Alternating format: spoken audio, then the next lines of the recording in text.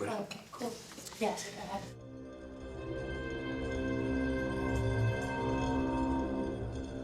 I was enjoying my fish and chips, and the BBC News was on.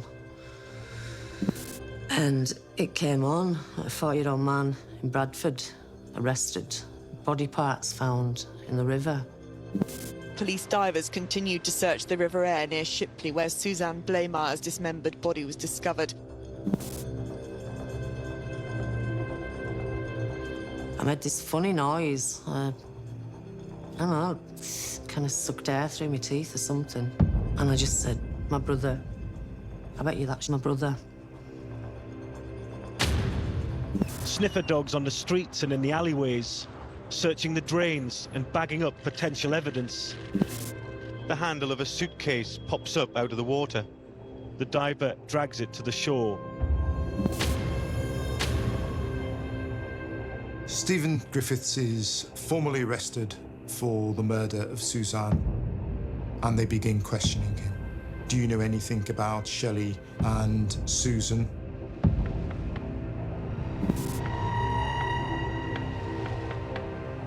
He told us that he was responsible for the murder of all 3 victims. Why did you feel the need to kill her? I don't know. Sometimes you kill someone to kill yourself. He wanted to be infamous, he wanted to be a serial killer.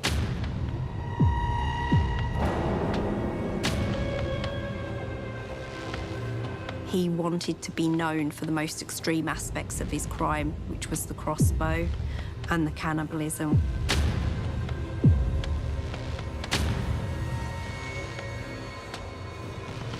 I watch true crime programmes and I think, oh, that's terrible.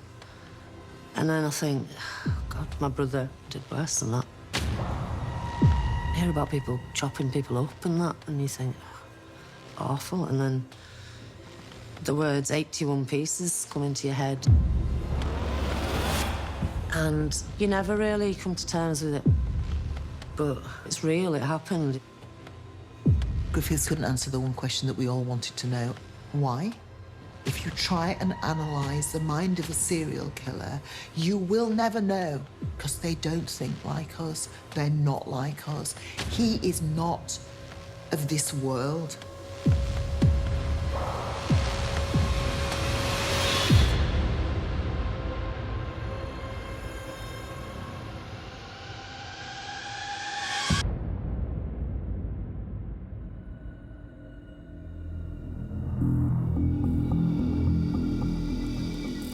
Homefield Court is a big converted mill building on the outskirts of Bradford town centre. On one side, it was the city centre. On the other side was the red light district. It was one of these beautiful buildings, fantastic architecture, which had been part of the city's famous textiles industry. But of course, as that declined, it became a little bit shabby, a little bit run down. It became disused and eventually was converted into flats.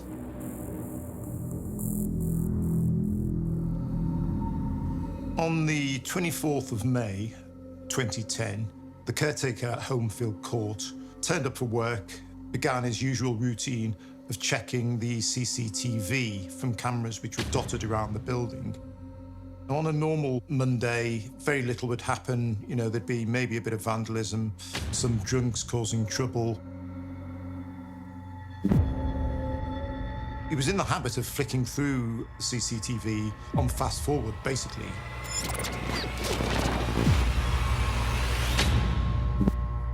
The caretaker has to do a double take because what he witnesses appears to be a violent attack on a woman.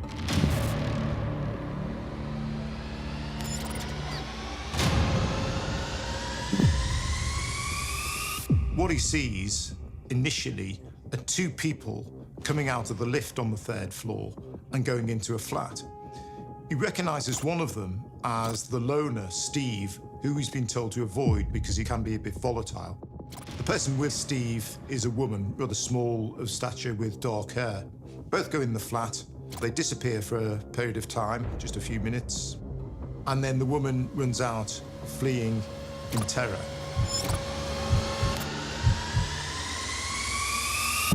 The caretaker Obviously, he's terrified by this, and the first thing he does is call his manager. They watch the footage again together, and then they call police.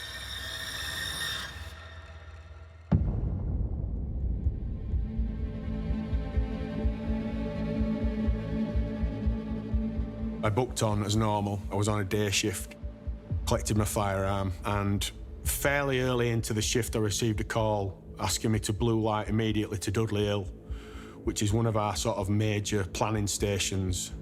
I met with Silver Commander and CID team who briefed me that there had been an incident where a male had been caught on a camera. He'd been involved in an altercation with a female. As soon as she got into that flat, there was something that startled her, and she ran out of the flat at some real speed, almost hitting straight into the wall that came out into a corridor.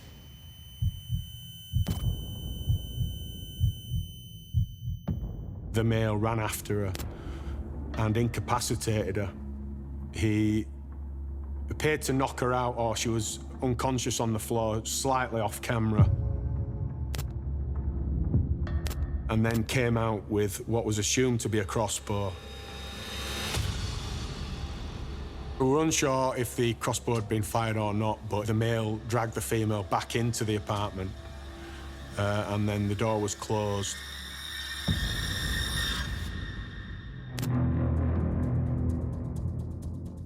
I've seen a lot in my operational activity in policing, but seeing somebody run out the flat as she did was startling, because what she must have seen in that flat was so scary. Oh, it was shocking. By analysing the CCTV from around Homefield Court, police made another amazing discovery. The CCTV at 3:35 shows him trying to lure another woman back to his apartment shortly after the incident with the assault. But fortunately, she must have got some sort of vibe that there was something really not right. And she declined to come in. So again, that raises the threat level. He's wanting to find more people to bring back to his flat for whatever purpose.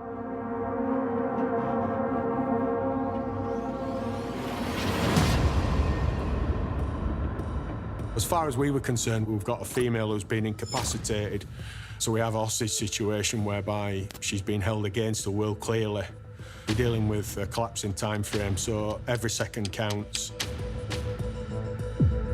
Amongst the officers viewing the footage are some from Bradford's Vice Squad, who immediately recognise the victim as Suzanne Blaymyers.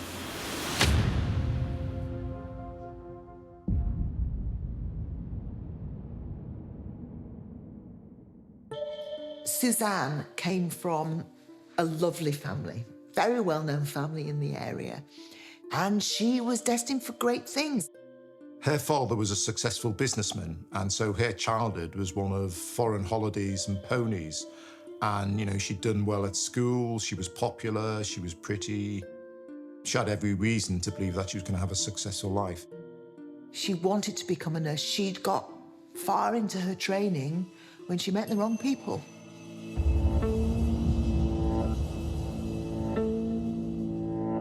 She had adopted a hedonistic lifestyle, which involved going out late, drinking a lot, and unfortunately taking drugs.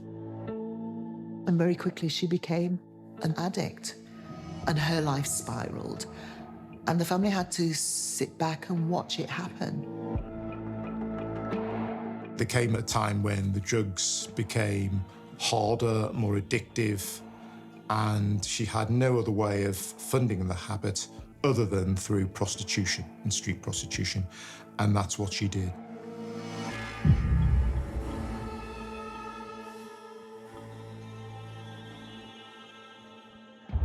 Suzanne met a friend who had also worked in the sex trade but had left and escaped.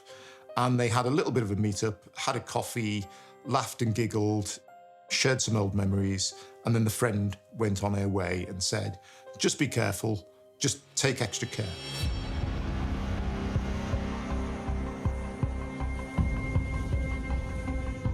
Next day, Suzanne's boyfriend noticed that she was missing, went to speak to her family to see if she'd been in touch with them. The answer was no. Extremely worried about her, so he went straight to the police.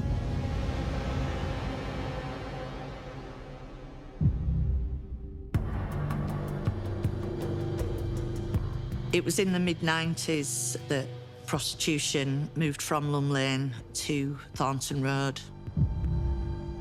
It's a very busy thoroughfare, Thornton Road. It's what goes on behind there that people don't see. There was at least 50, 60, 70 women selling sex in that small area. Many had given up their friendships, any chance of prosperity, their families.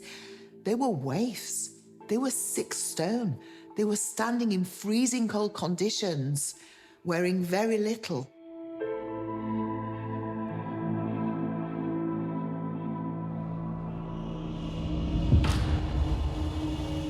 The time I was on the streets, it was £10 to buy a vulnerable young woman. Unfortunately, it's even less now. It's £5, because that's the cheapest bag of heroin or crack cocaine.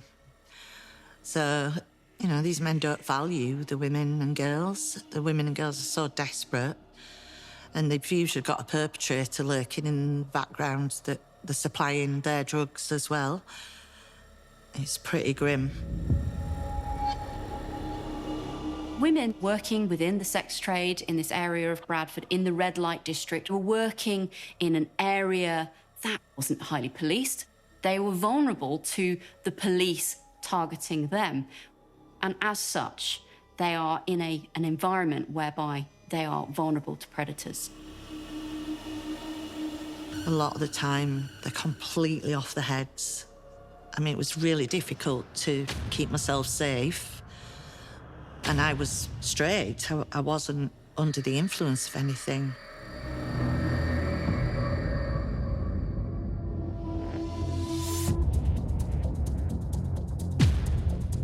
As a firearms tactical advisor, all you're looking for is information. You're just filling in gaps, finding out who's living there. We find out this guy's called Griffiths.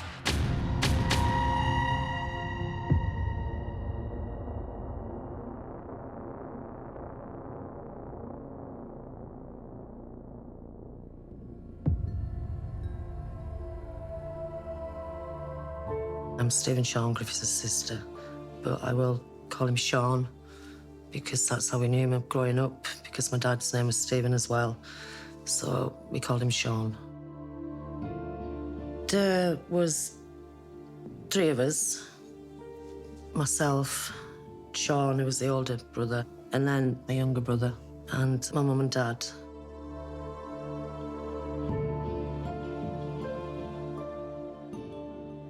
Sean started showing then, when he was young, the first signs of, like, troubling behaviour.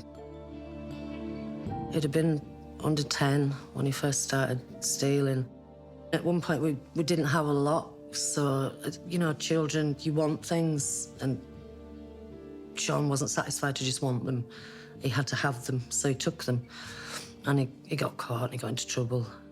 And I think a lot of my parents' arguments, as well as arguing with each other, they were arguing about him as well. That was just the way he was, you know, like he closed his eyes, and I think he was asked to open his eyes and he just didn't, he wouldn't. And the more he was asked to open them, the more he kept them closed.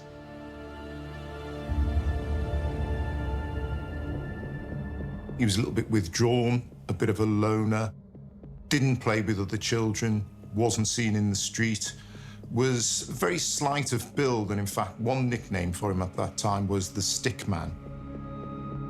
He had a real fear of going to a school called Outward Grange. It had a reputation back then as being quite a rough school, and Sean didn't want to. I remember him waking me up one night because Outward Grange was on fire.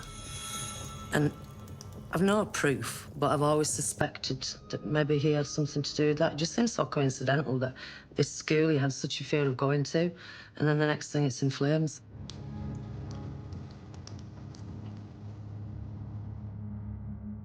And then with the divorce, he just got worse. It's like consequences didn't matter to him. He would steal stuff from the neighbours' sheds and go down to Wakefield on the bus, and he would come back with stuff he'd stolen. He stole off my mum as well. I didn't seem to see the problem with taking money from a woman that was already struggling to provide. Yeah, so from a young age, he was problematic, and it just escalated over the years, got worse and worse.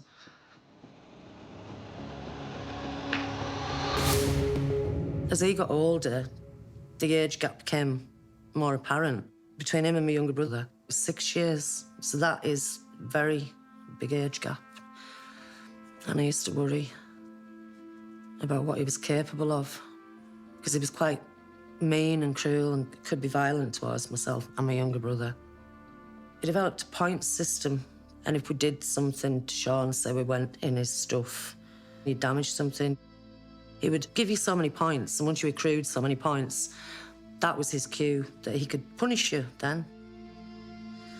And there was one night in particular that I must have accrued enough points, so he decided to launch an attack on me and get you, and he would kneel on your arms there, so you were pinned, basically. And then I managed to get one of my arms free, and there was a table with a glass ashtray, and I managed to get that, and I hit him over the head with it, which is not something I'm proud of, but I felt like I had to do it. And his head bled. I mean, head wounds do bleed heavily, and we had to get Mum back from a night out, and she wasn't very happy. So, yeah, he could be a mean, mean boy. Bad boy.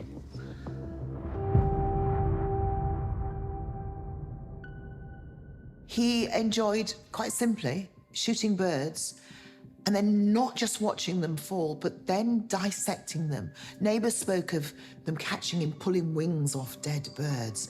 This is not normal behaviour.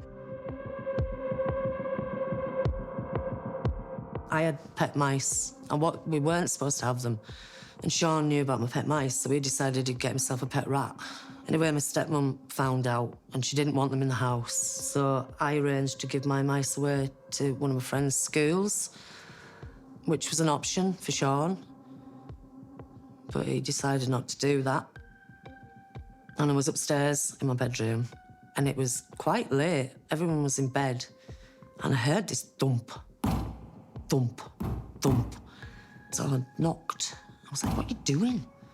You wake everybody up. He let me in. He says, oh, I'm trying to kill the rat. So what I'd heard was him hammering this rat with this broken off hammer. And it was all hunched and crawling around, and I don't think he was trying to kill it at all. I think he was just enjoying torturing it, that poor thing. When a child harms an animal, it usually is experimentation. It will have entered their mind, what is it like to hurt someone? So they'll experiment on animals. And most children who do that will soon find out that they don't like doing it. But with Stephen, he recognised that that was something he gained pleasure from. He could have got rid of it. He could have killed it much more humanely if he wanted to. But I think he just was having fun.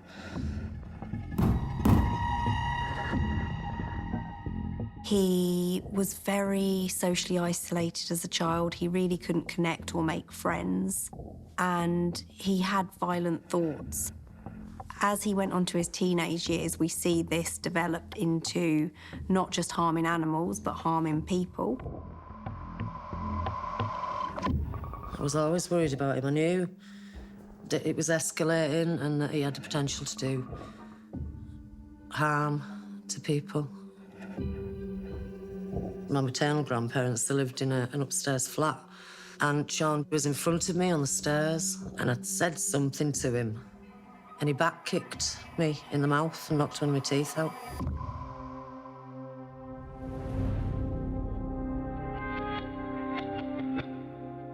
He had a cache of weapons, like he had flick knives and Rambo knives, and he had a machete, and he had a crossbow, even at that age.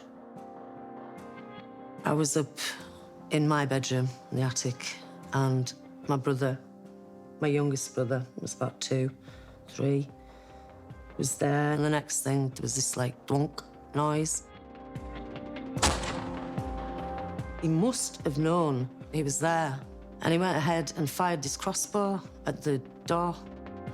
My brother started screaming and crying. To this day, I think, was he trying to kill him? Was he trying to injure him? It's just so disturbing. The fact he's got a crossbow, he's firing it through a door in the house. My brother's there, and I think that was the last straw for my stepmom. She was like, right, that's it. Get him out. My dad asked him to leave after that.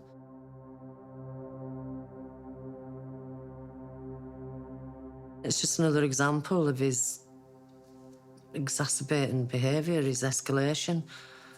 More and more odd things. It's almost like he had a tick box exercise for, I'm going to be a killer, and he was just filling it in as he went along.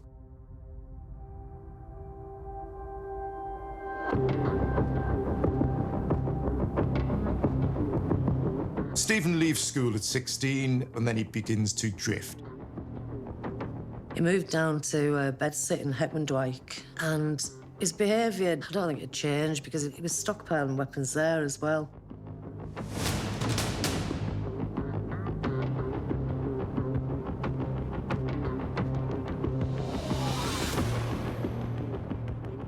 He'd been to see Dad.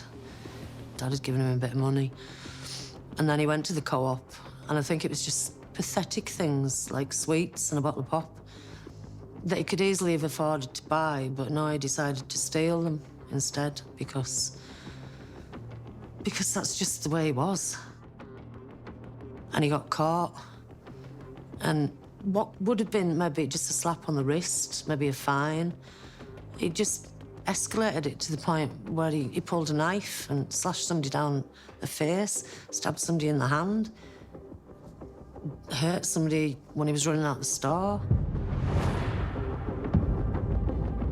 This poor guy needed 19 stitches, and Stephen found himself arrested, taken to court, prosecuted at Leeds Crown Court, and was sentenced to 3 years youth custody.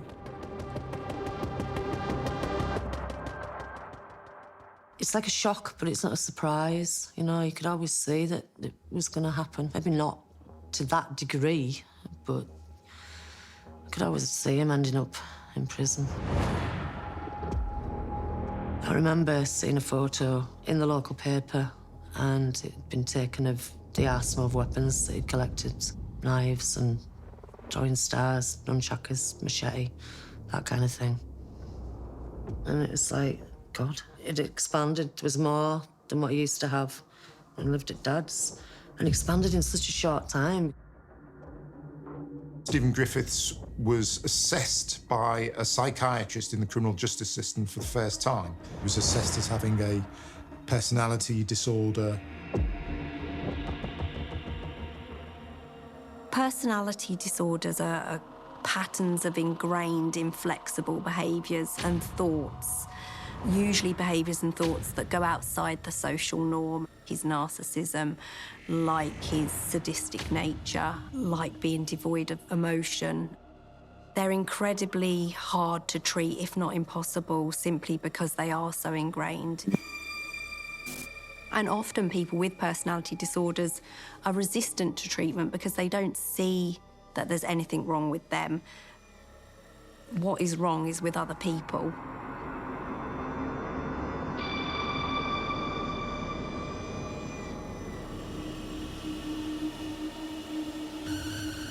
He didn't kind of go into generalised psychology, he went into abnormal psychology. So he went into the field of psychology that allowed him to feed his more darker desires.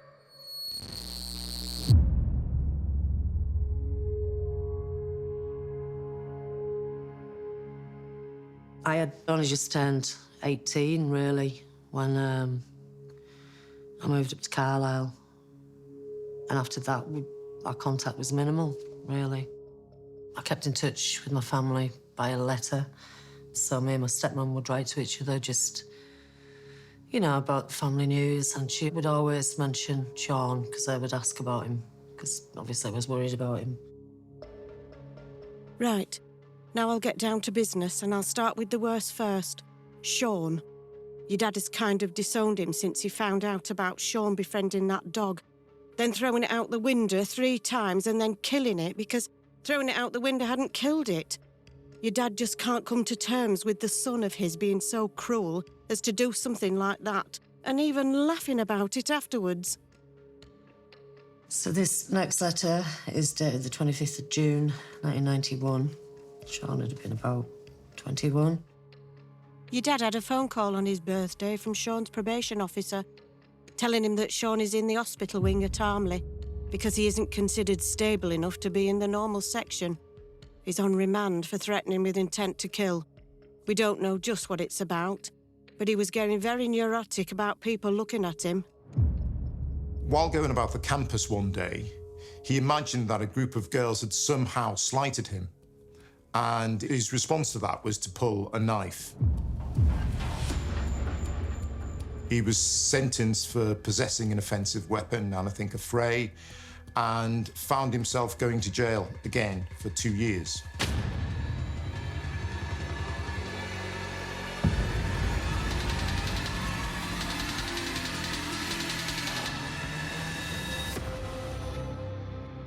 In prison, Stephen was diagnosed as being a sadistic schizoid psychopath. It's a merging of 3 different diagnoses, really. You've got the sadistic part, the sadism. So this is gaining pleasure from hurting people. This is perhaps the most dangerous aspect of his personality. Then you've got schizoid personality disorder. So this is really about being detached emotionally, not being able to connect with other people. And it's that aspect of his disorder that makes it easier for him to hurt people because he hasn't got that emotional attachment. And then you've got the psychopathology aspect of it, which is really about having no empathy. It's usually the empathy that stops most people from crossing that line between violent fantasy to actual behaviour and making it a reality. So together, you've got a concoction of 3 very serious conditions that make him a very dangerous man.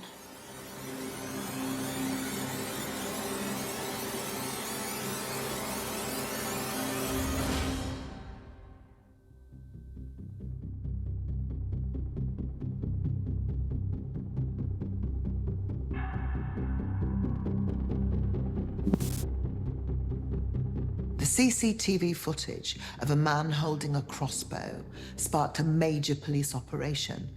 They had to find out whether the young woman seen in that footage was dead or alive. It really was an imminent threat.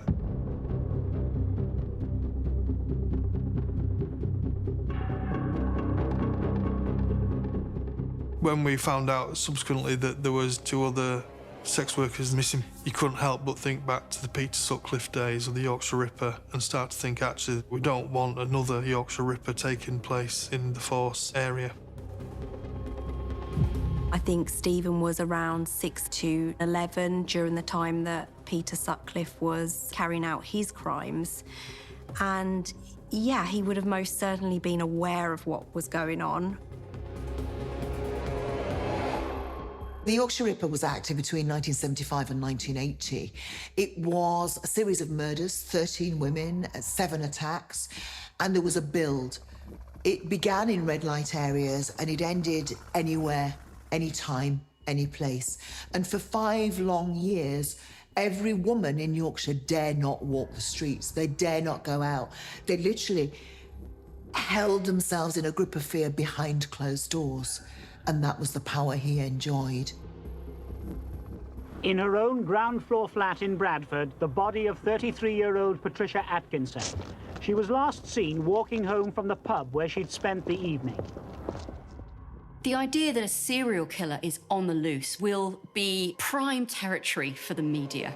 It is intensely newsworthy. They are going to want to weave a narrative. They want to get people watching the news. The Yorkshire Ripper's trademark is the unique and vicious way in which he mutilates the bodies almost beyond recognition.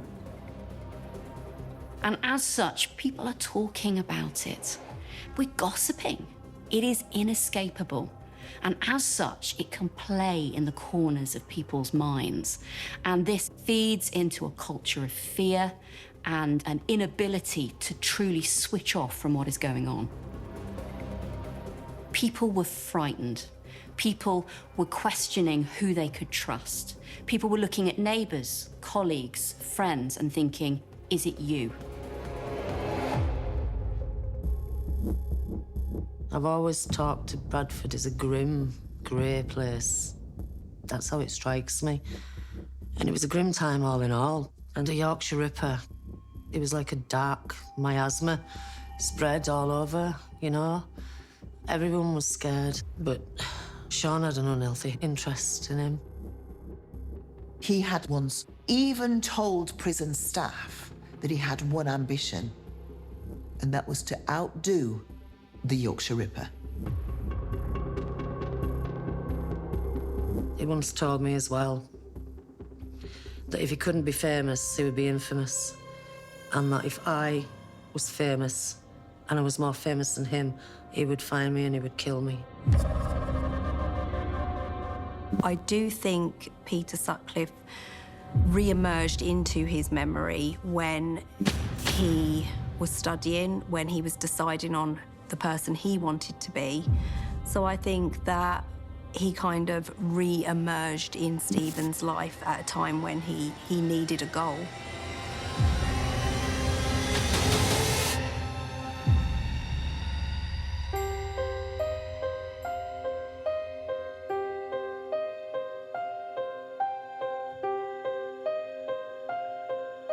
Susan Rushworth had grown up on the outskirts of Bradford in a very loving family. She had loving parents, she had a brother. She was a very quiet, in some ways quite vulnerable girl. I know mutual friends. I've talked to her brother. She just literally went down the wrong track. It was all going so well for Susan. She was married, she had children, she was also a grandma. But then the marriage failed, and I think that was a turning point for Susan.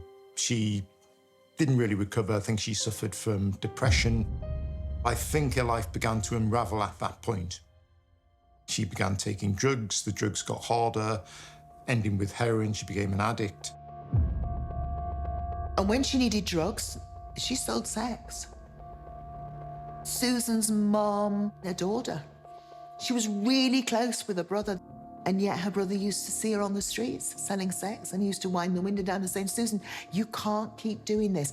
And she'd promise and promise to get clean, and she did. And then some of the disaster would happen, and she would fall foul to heroin and crack cocaine.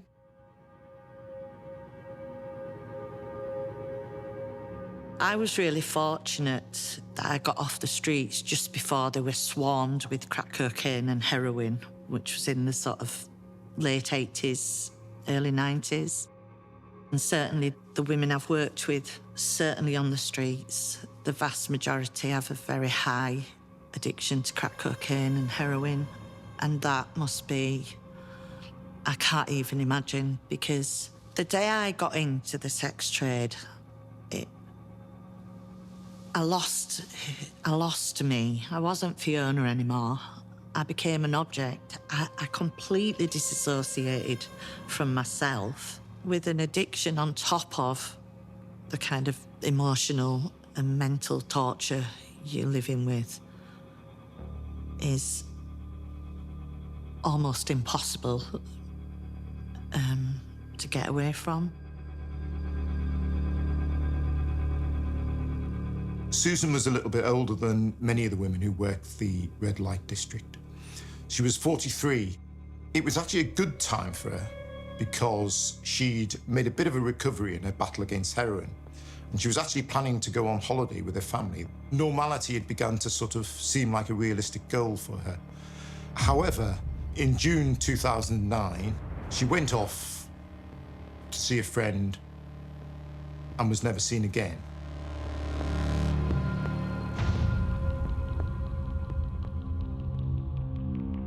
She planned to go into town and pick up a methadone.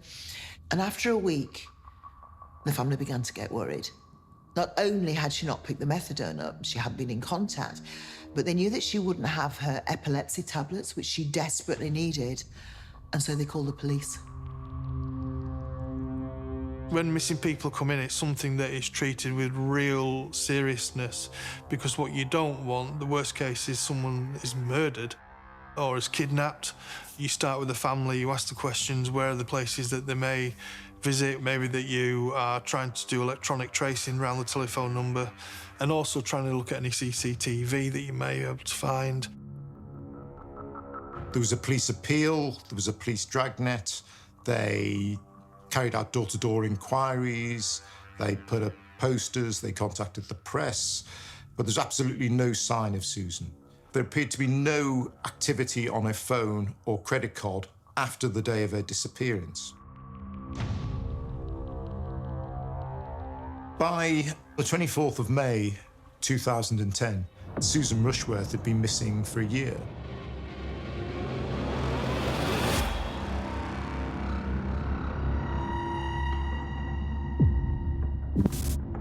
We know that he's got a crossbow and they're extremely lethal. It'll just go straight through you. It was established that we'd need to do a planned firearms operation to arrest the individual. Griffith had previous convictions for offences, including violence. He was otherwise so dangerous so that he needed to be arrested by specialist armed officers, and there was even a preemptive taser strike authorised by the Silver Commander on Griffiths. This is a sort of a method to control somebody who you think might be violent, and it's really to protect them. We know that this guy's got a crossbow. We know he's caused harm to this female, and we know this female is in danger. So our job is to go in there and essentially rescue her, and we needed to get it done as quickly as possible.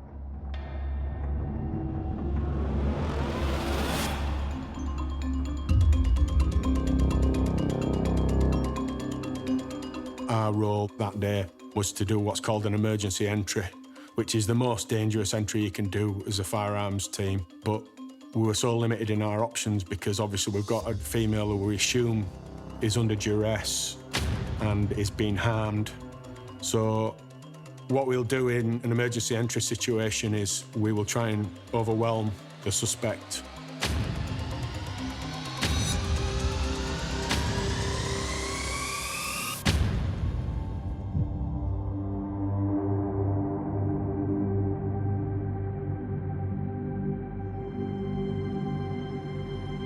Stephen Griffiths lived on the 3rd floor of this block.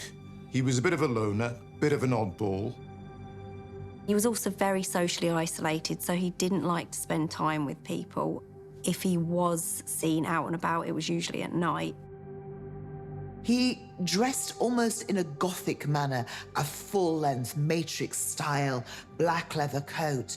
He slicked his hair back. It was in ringlets. He had Nile monitor lizards. He would walk them in the corridors on a lead. He would take them to nightclubs in a bag and show off amongst the other nightclub revelers. And he used to feed them on live mice and rats, which he kept and bred in a cage at the back of his flat. Stephen Griffiths had amassed this huge library of macabre books about murder and murderers, Nazis, terrorists, Satanists.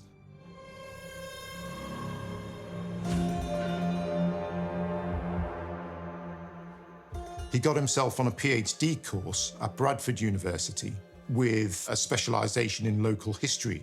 He wanted to study homicide and lethal violence in Bradford during the second half of the 19th century. Stephen cocooned himself in a world of serial killers. Not only was he studying it and studying it intensely, but he decided to take the topic of homicide in Victorian Bradford, so the area he was living. It was almost like he was studying the evolution of crime within that area so that he could become part of that evolution and become part of that history. He was interested in mass shootings at schools in America. He was interested in cannibalism, and he made references to all those subjects on his MySpace page. He seemed to use the internet and MySpace to promote this kind of alter ego that he'd invented for himself. Stephen had a pseudonym online, which was Ven Pariah. So Ven, it's kind of theorised that this could be venerable, which means worthy of high respect, or it could be a shortening of his name, Stephen. And Pariah is outcast. Online spaces give us the opportunity to embrace personas that are not completely who we are. They are who we would like to be, or extreme forms of who an individual could be. He's got lots of very interesting quotes online from himself in this persona, where he's kind of describing Stephen as more like a vessel to carry him, Ven Pariah, the demon, through the world and through life. Humanity is not merely a biological condition, it is also a state of mind. On that basis, I am a pseudo-human being at best, a demon at worst. So we see a real split in here of Stephen's personality. There was nothing really challenging that world that he created. So it was very hard to step outside of that and, you know, kind of have that wake-up call that this isn't reality and there's something wrong with me.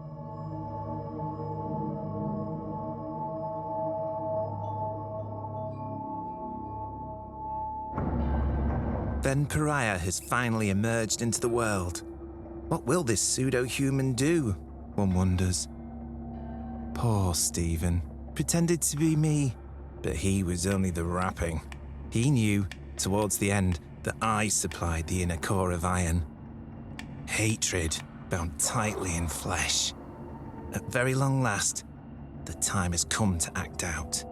Think about the number 4, maybe add a couple more. All of this before the war. Ven Pariah embraces destiny, and he still smiles.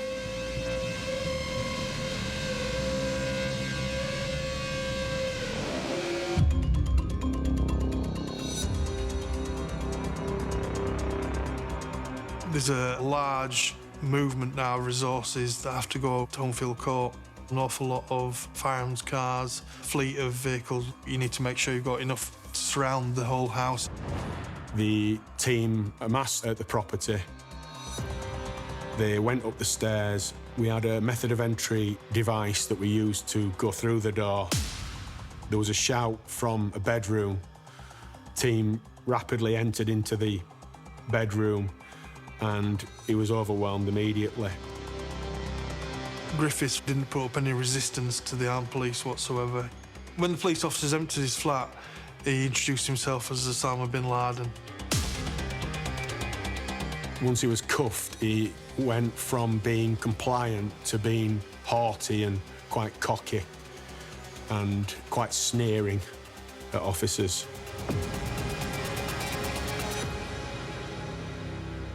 I think he was arrested for assault because we had nothing else other than that. After he's arrested by the armed team, he'd be removed from the flat. One of the things that really stood out was that there was obvious signs of violence that had taken place in the flat. Bear in mind, these firearms officers go to all sorts of scenarios and all sorts of places. They said that there was something that made hair on the back of the neck stand up. It was something quite unsettling about the apartment. There was a duvet that was burning in the bathtub. There was a strange sort of smell, like rotting meat. There was blood smeared everywhere, crossbow holes in the wall where he'd been using as target practice. There was a crossbow also located in the flat, which was seized by the officers as well.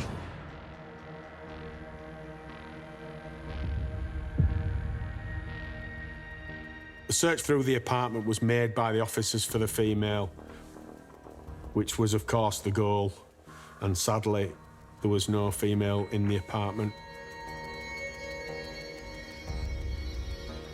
That's why we were there. We were there to save that girl. And, you know, we were all gutted. Unfortunately, we were just too late. We didn't get the report until Monday morning. Yeah, we were gutted. We were gutted.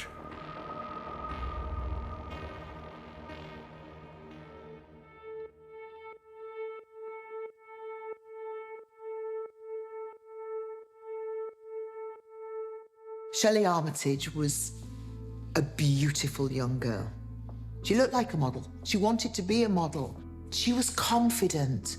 One always thinks about girls who have been groomed as being the weak, quiet ones. It isn't that. It's the confident ones, the gregarious ones, the ones who dare to skip school. She'd ended up becoming a heroin addict, and in order to fund that habit, had taken to sex work. Shelley was so loved by her family, her mum, her dad, and yet they couldn't help her. So many times Shelley came back home and they never judged her, and time after time they gave this beautiful young woman who could have had everything at her feet the opportunity to beat the drugs that were absolutely killing her.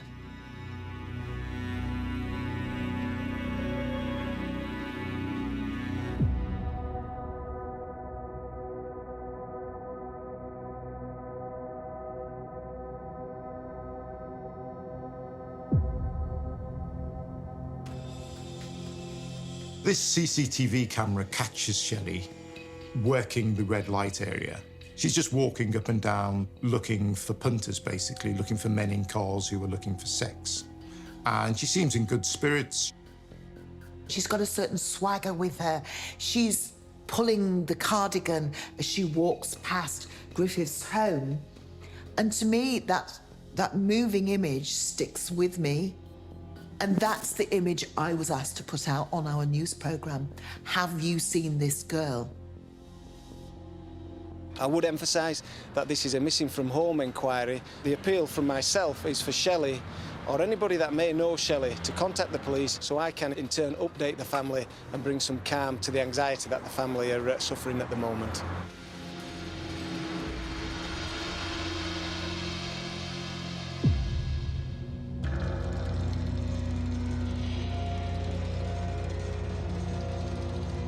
Every day in the life or in the sex trade, you would expect to have at least one or two men hurt you. Some of the guys become regulars, so you see them walking up and down. They might live in the community that you're selling yourself in. They don't present as monsters. They're ordinary men, which is why you can never, ever make it safe, because you never know when they're going to murder you. You never know when they're going to attack you and rape you. They're often smiley and friendly, but what lies beneath that, you just don't know.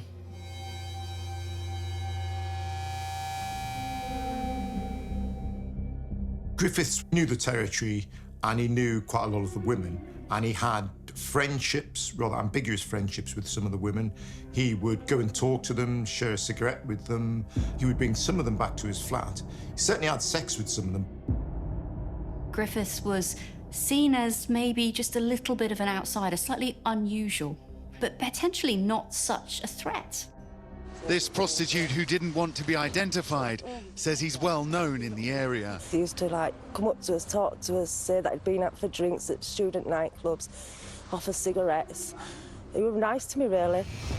Stephen was very good at knowing people's vulnerabilities, knowing people who needed something, and he was really tapping into what these women needed, whether it was just a nice cup of tea, a bit of companionship, a chat over a cigarette.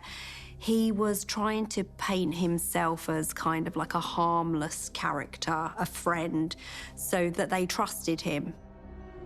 I kind of see Stephen as a bit of a hunter, really, and the red light district was his hunting ground, and these women were his prey. And he's using these strategies to lure them in, to put them at ease, to make his job easier. The sad thing is that this would have made it so much more shocking for them when they got to his flat and he'd suddenly turned from this kind companion to someone who was going to take their lives.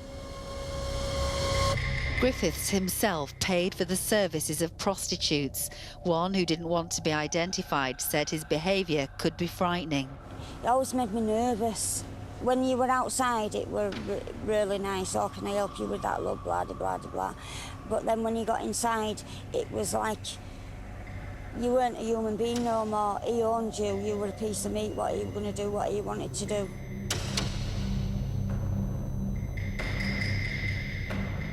Yeah, I think he's got a real problem with women. He had a relationship with one lass, and she took him to court because he'd attacked her with a belt. And I think he got found not guilty.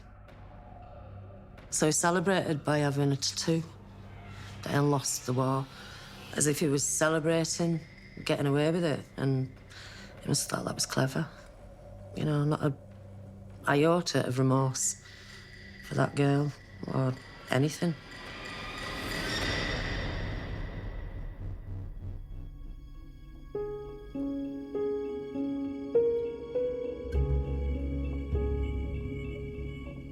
I met Stephen in my late 20s, walking back from a club night in Bradford. I used to have a thing for men with long hair. That's all I saw, as well as the intelligence. And he was a good-looking lad then. He told me years later that he liked the challenge of me. I'm fiery.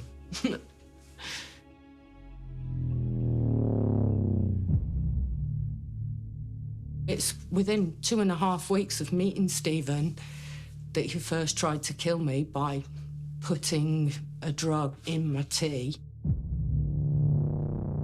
I had 2 dogs, and one night, one of my dogs, Taz, Park Collie, growled at him. I then, that night, was over at his flat, and as I was sat, and to my right was the television, I was sat on the floor for some strange reason. And I looked and thought, what is going on with the screen? And I turned to my left, and I could see a smirk on his face. And he went, you're starting to feel the effects, aren't you? And he said, I've poisoned you, I'm killing you. I took myself to A&E at Bradford, and they kept me in overnight. In the morning, went to my house in Wakefield, and as we pulled up outside, the front door was open. Where's my dogs? Then my next door neighbour came in and basically said to me, it was him. He was here at 3:30 in the morning. He came in, went in and took the dogs. I completely fell apart. It totally destroyed any thought process, confidence, anything. And Stephen said to me, look, you best stay at mine until you calm down and then I can go back to my house. But then he never let me out again.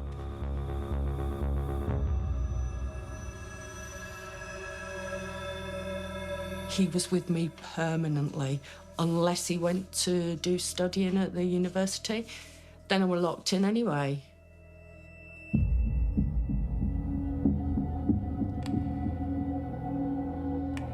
Daily life just consisted of walking on eggshells and looking to see what his mood was like.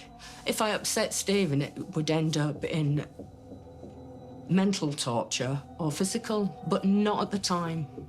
It can be a week or so later or a few days, and they'll ask you a question, a leading question. And if you don't come back with exactly the right thing, he'd remember. Broke my nose, he stabbed me, he's burnt me, all sorts. But they're easy to deal with, because it's over with. It's the mental torture that is horrendous.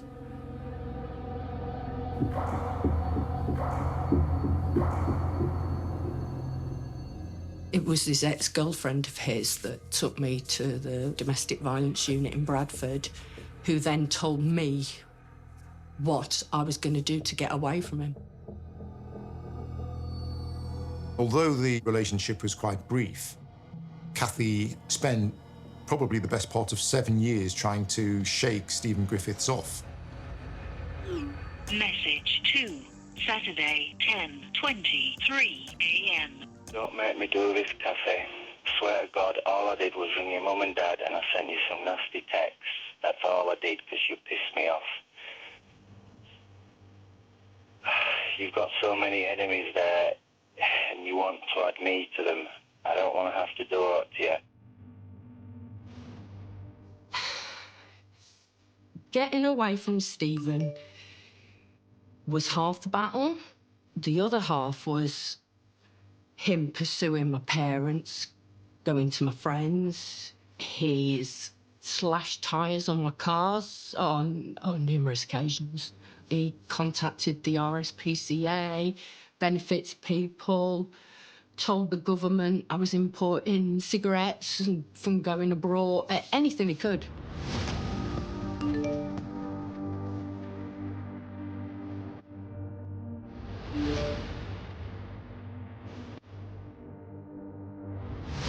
He sent voicemail after voicemail to Kathy, just harassing her and not letting her escape him. Message 5, Wednesday, 11:46 p.m. I really miss you as well, Kathy. We've had the police on to me, but I still care about you. He's trying to gain control of the situation. He really can't cope with the fact that she has escaped him. Message 1, Saturday, 8:38 a.m. If you're going to blame me for doing things to you, then I might as well start doing things to you. All right? I demand an explanation, and I will not fucking stop until I get that, okay? That's all I want. He rang me up one night, distraught almost, begging me to help, but to not tell the authorities. And then he told me that what he'd done is he'd decided to steal a puppy, feed it Valium, and he wanted to dock its tail and do the ears like pit bulls in America. And what he said was that he'd gone too far. But this is one of the worst letters I received. The next thing is about your brother Sean. He's shoplifting and thieving big style now. Last weekend, he stole an 8-week-old puppy. He docked its tail, which he said was successful. But when he tried to clip her ears to make them stand up, it went wrong. So he cut them both off. And when I say off, I mean off. Then he told us he'd bought it for us for Christmas. I begged him for me to drive from Wakefield to Bradford to pick this puppy up and deal with the situation. I went straight to his dad's and banged on the door. I don't know how you feel about it, but we were disgusted and so upset when we saw the poor little thing. Sean thinks he did well letting it live because, as he said to your dad, he could have microwaved it. We cared for the dog for a couple of days before she went to the vets to be reowned. Kathy says he's losing the plot and going downhill fast. For your dad's sake, I hope she's wrong. I was horrified. Horrified. Shocked. I knew he was capable of that kind of thing, but, you know, to see it written down and...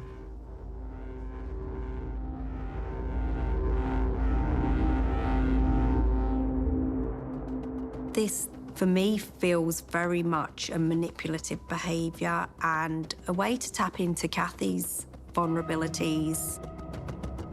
This also shows us that Stephen knows other people have emotion and they have empathy and they don't like to see animals hurt. And I think he's using that to lure Kathy in.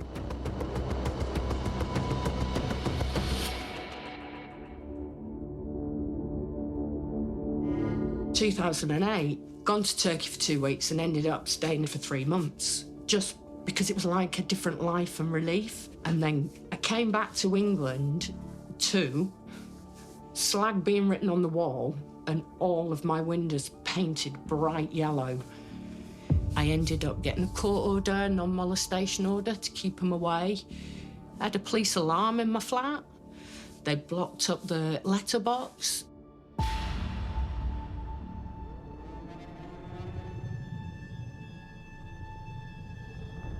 When you get a court order, at that point in time, they were for a year, so they run out at midnight. And the only time throughout most of this where I've been almost frozen to the spot through fear was when he left a message at about 3:25 in the morning. My answer machine had clicked before I could get to answer the phone, so I get halfway across my front room, and then there's just this noise that went on and on. Message 7, Thursday, 3:23 a.m.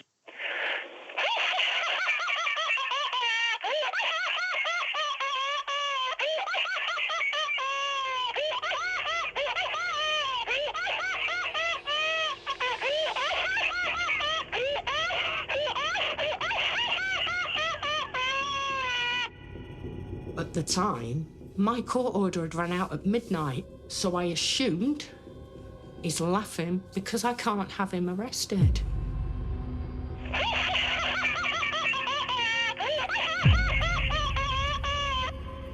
When I listen to it, it's a very chilling, elongated laugh, almost a cackle.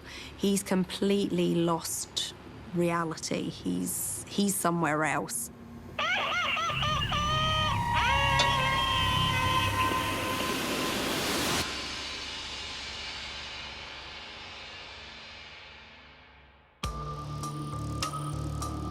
We were in the incident room at the Homicide and Major Inquiry team when we got a call that someone had been arrested in the Bradford area for a murder. We made our way across to Halifax police station. We were waiting as Stephen Griffiths came in. He started saying all sorts of significant statements, like I've killed loads of people and all sorts of things like that. We had no idea whether any of the victims were alive or whether they died or not. So we organised for an urgent interview with him. There's no legal representative present, and you can only ask questions where you're hoping to save life or recover urgent evidence. We were in the interview room, me, my sergeant and Mr. Griffiths. We were asking him, is she still alive, and if she is, where can we go and find and help her and rescue her? Griffiths then drops a bombshell. He asks whether this Suzanne they're asking him about is the one known as Amber. And he says that if it is, then she's gone. He uses that word, gone. More or less straight away, we realised that we couldn't carry on with the interview. We confirmed that the person we were looking for was not alive.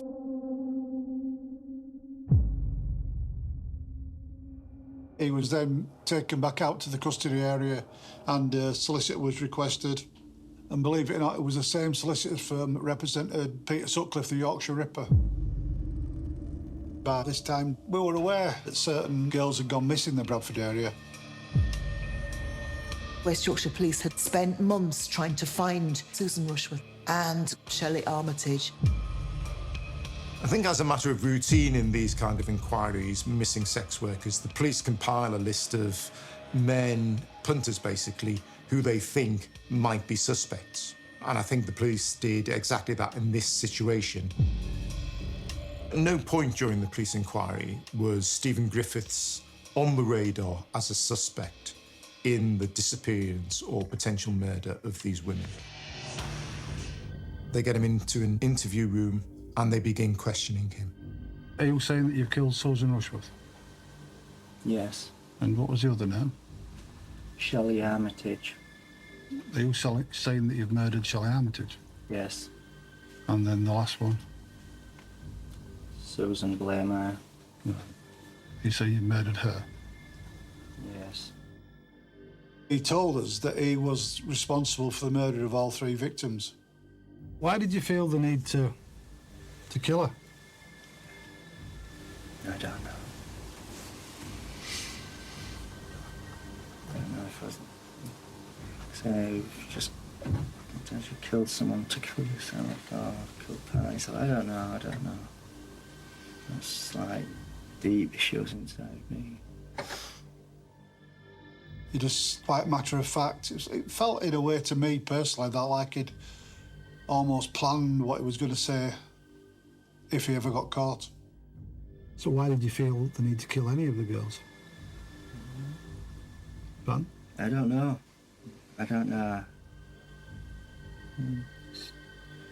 Well, I'm misanthropic. I don't have much time for the human race. He was just so controlled about what he was saying. He were going to tell us what he wanted to tell us.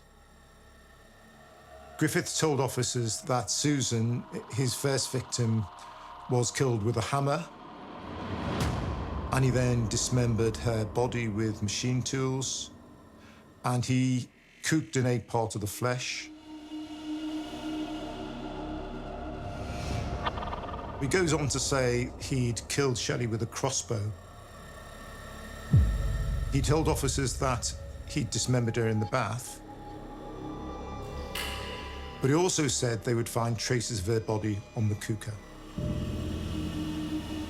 Cannibalism is very rare. I think for Stephen, it was part of this hunting mentality he had, where he would hunt his prey and then he would eat his prey. I think it's the ultimate form of ownership, though, to consume someone.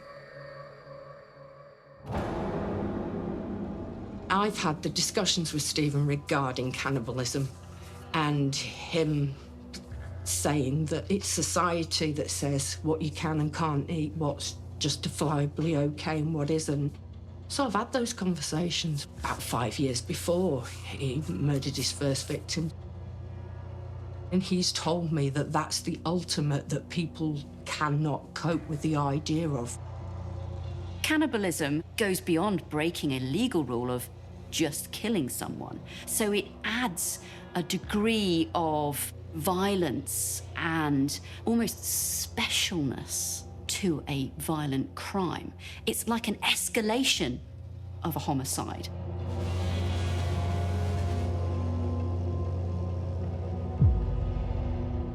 He said he'd killed Suzanne with a crossbow, but despite giving them lots of very gory detail, Griffiths refused to give him any helpful information about where he'd left the bodies. And what sort of location have you put them in? If you can't tell us where, what sort of location have you put them? I don't know. Where a robot, where a computer would put it. You know, a rational, emotionless aberration would put it. We were thinking of the family of the victims. We wanted to try and help find out where all the victims were, and he wasn't for doing that. He was just wanted to give us basic information to make himself a serial killer and then not pass any more information on. I believe he was cryptic about what he did to the bodies because one was that need to hold on to some of it himself and to withhold some of it just for that control he thrives off. After the first couple of interviews, he completely refused to talk to us again, wouldn't even come out of his cell. He said, well, to become a serial killer, you only need to kill 3 people. So he said, I'm only telling you about 3 people. Stephen had huge aspirations to possibly even outperform Peter Sutcliffe.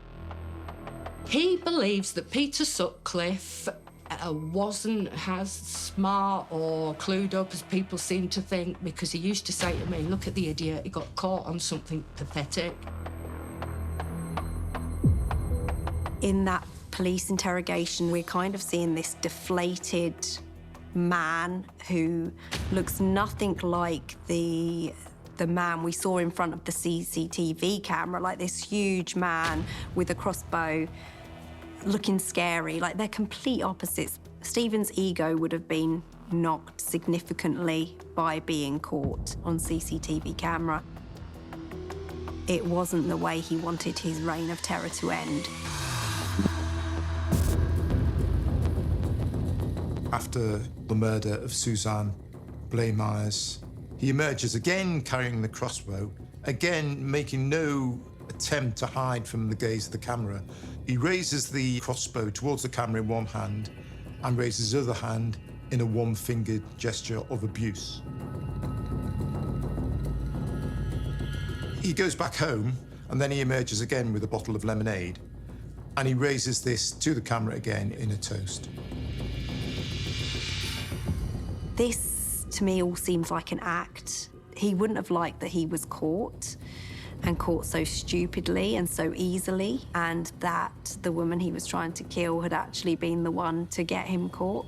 So, for me, this was an act of defiance and pretending that he doesn't care. But he would have cared.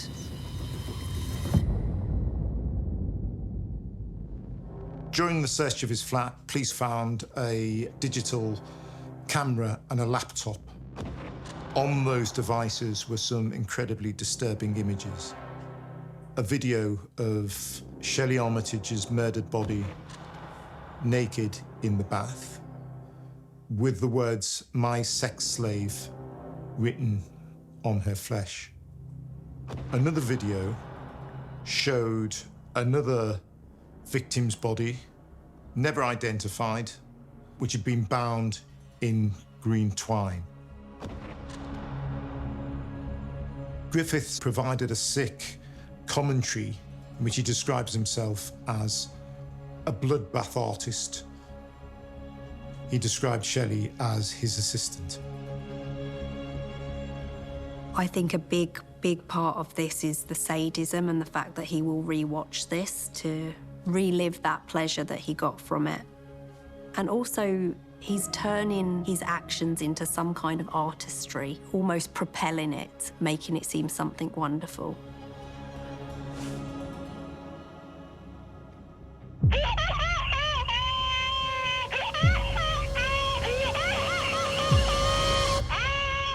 When I listened to that, for many years, I thought, he's laughing at me because I can't do anything. But that's not the case. That's when he murdered his second victim.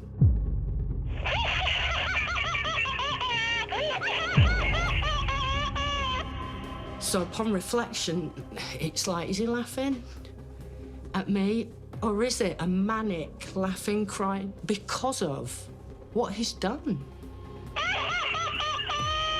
If it coincides with a murder, I think he could be just totally absorbed in the joy that he got from carrying that out.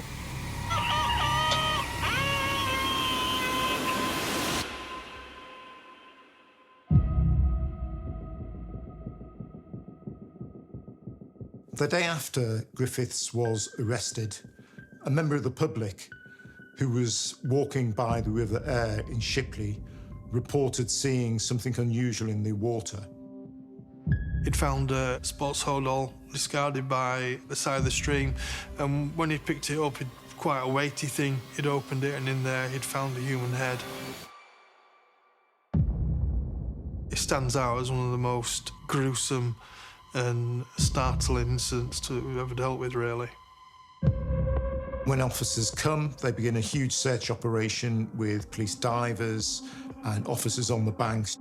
This was a team probably of 6 or 7 officers, incredibly well trained at underwater search. But as you can expect, the River Aire, they can't even see the hands in front of their faces. They're having to feel the way around. And subsequently found more body parts weighted down in bin bags in the River Aire.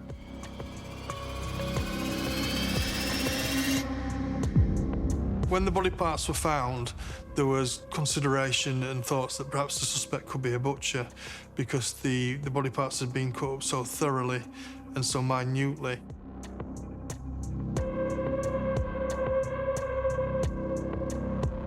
And they also found in her head the shaft of a knife and the bolt from a crossbow. It's unbelievable to have skinned people and sat in the bath with body parts. You know, you just cannot believe that humans can do stuff to each other. I think there's a number of reasons why Stephen mutilated Suzanne's body. And I think a key one is just how angry he was that she outsmarted him for that moment and got away and got him caught on CCTV camera. I think he had a lot of rage there. He knew that this was perhaps going to be his last kill, and he was getting out some of that sadism that's so deep in him.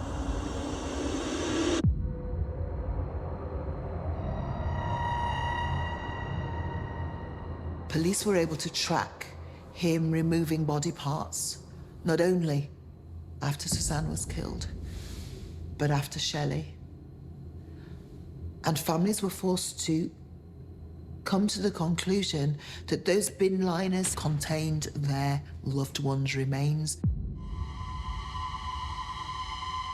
One of the other things that he did say was that he'd dropped bones all over Bradford. And this was in the height of summer. So if you can imagine the search teams working in really, really hazardous areas. There's an awful lot of urban debris, so there's a lot of rubbish, there's a lot of food waste discarded, there's bin bags, there's wheelie bins to look through. You don't know what is and what isn't evidence. A used condom might be something. You'll find needles.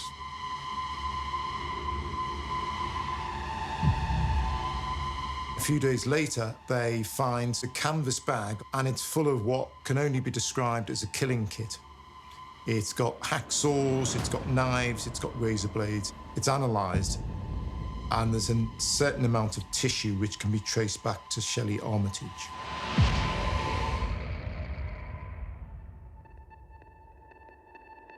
Shelley's family were among the loveliest families that a journalist could meet in such horrific circumstances. I went to her funeral. I saw them release the doves. But what struck me, and does to this day, was the devastation of finding so little of her. I think for me, seeing a family not only traumatised, seeing a family who had spent years fearing that something like this would happen, to then have the dilemma as to what size of coffin to use at their beloved daughter's funeral because all they had managed to find was a piece of her backbone, stays with me to this day.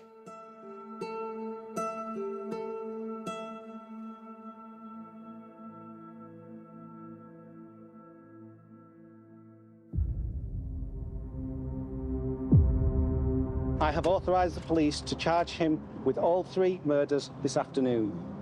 The events of the last few days have understandably been very upsetting for the families and friends of Suzanne, Shelley and Susan, as well as for the wider public in Bradford.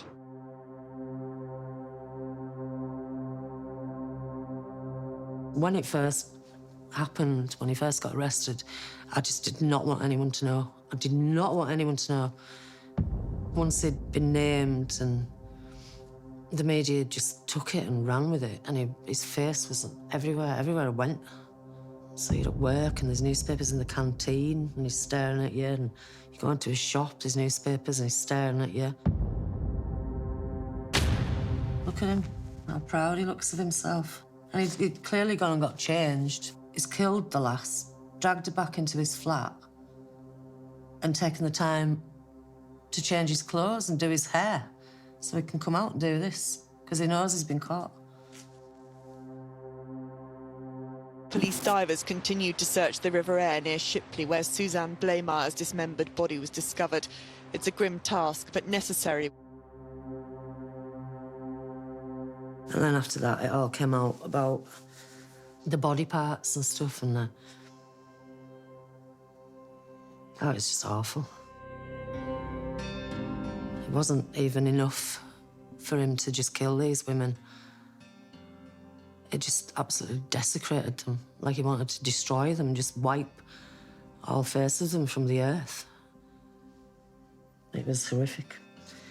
And despite the fact I wasn't surprised by the culmination, as it were, of his life, it was still shocking and horrifying. It was just horrible, horrible time. Very mentally distressing. And I feel terrible saying that because I can't imagine how it was for the families of his victims, you know, those poor women. I mean, people ask me, do you write to him? Would you go and see him? Oh, you should write to him. It's not that easy. What am I going to say? What am I going to say? Who are you? What happened to the little boy I knew? Why have you done this? What is wrong with you?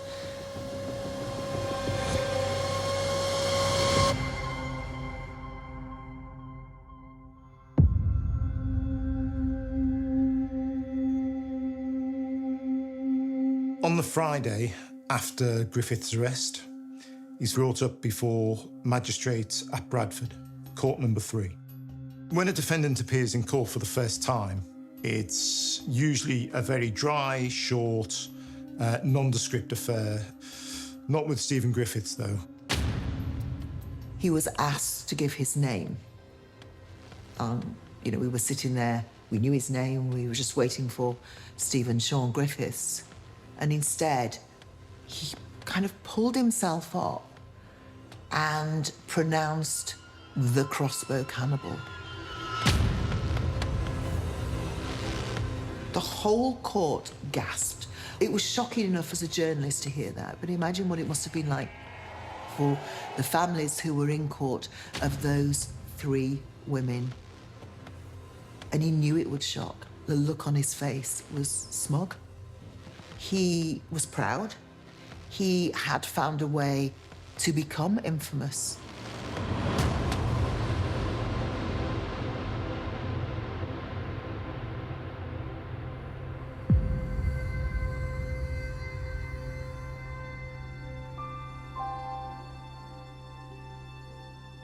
I know all the names. I'll never forget the names. Susan Rushworth, Shelley Armitage, Susan Blair-Myers, yeah. I can still see the faces as well, the pictures they put in the papers and stuff. Never leaves you, never, you know. Just terrible. Terrible waste of him and those 3. Sorry.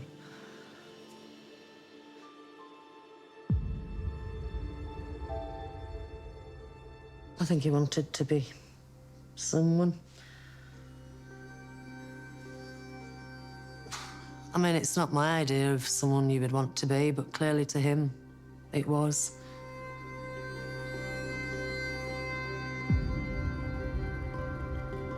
If it wasn't for the fact that that brave young woman had run out of that flat and he had to chase her, then maybe he would never have been caught. And thank God she did, really. I know what happened to her, but still, she stopped it happening to a lot more people. She's a very, very brave girl.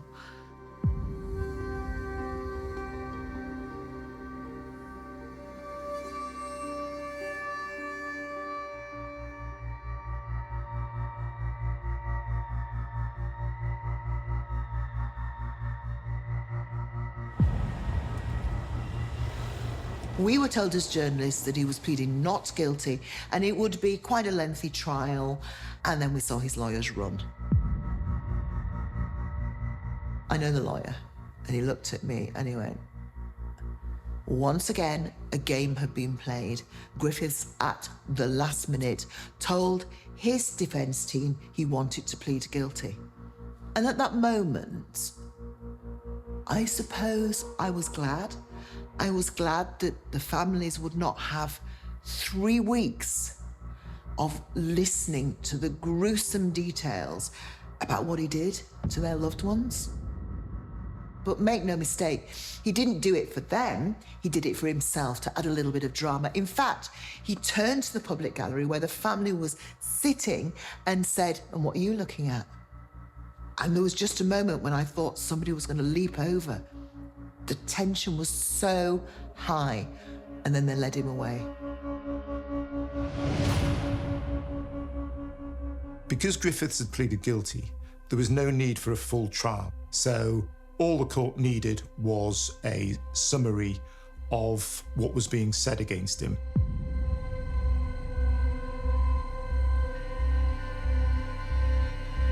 People had a good idea of what he'd been up to in that grotty flat in the centre of Bradford.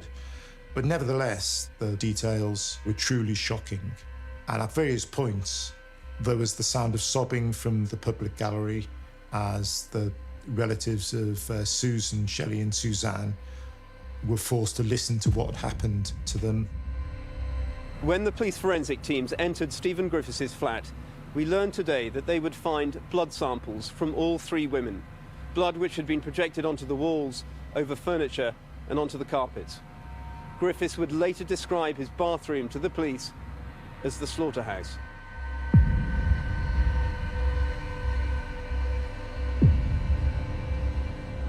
I think the depravity of Griffiths' crimes was borne out by the fact that he's one of very few criminals to get a whole life tariff, which means he will never, ever be eligible for parole.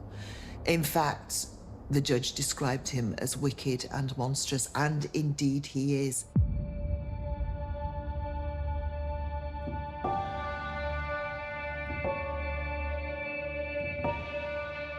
Susan's family have never had a body to bury.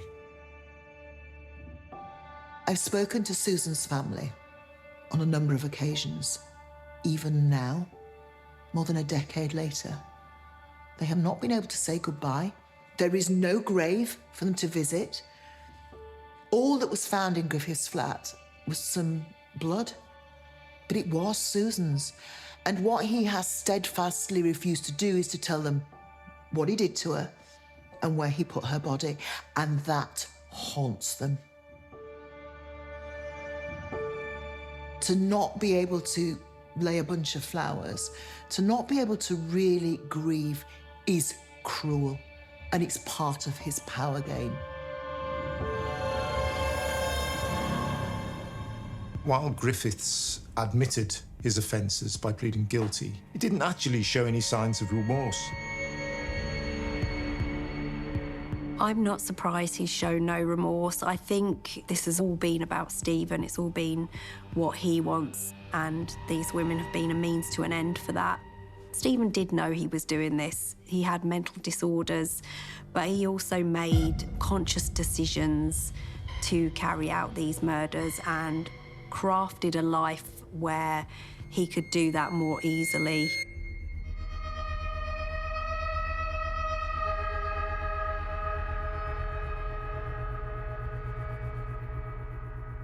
It's always there in the back of your mind. I just want to ask him why, probably. Why he did this. And who are you? I'd probably tell him that I loved him as well. People might be shocked to hear that, but he's my brother, my big brother. I loved him, I love him. I always will, probably, part of me. Even though part of me absolutely hates him. For what he's done and for what he's put so many people through.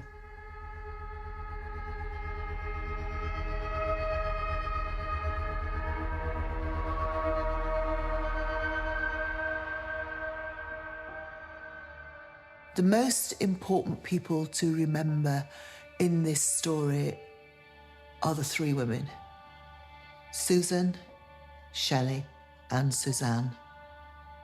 It is so important that attention is always brought back to them, because for their families, they were people that they loved, people that they tried to help, people that they were desperately worried about, and their worst fears came true, and they ended up meeting a psychopath, a cold-hearted killer who wanted to be famous.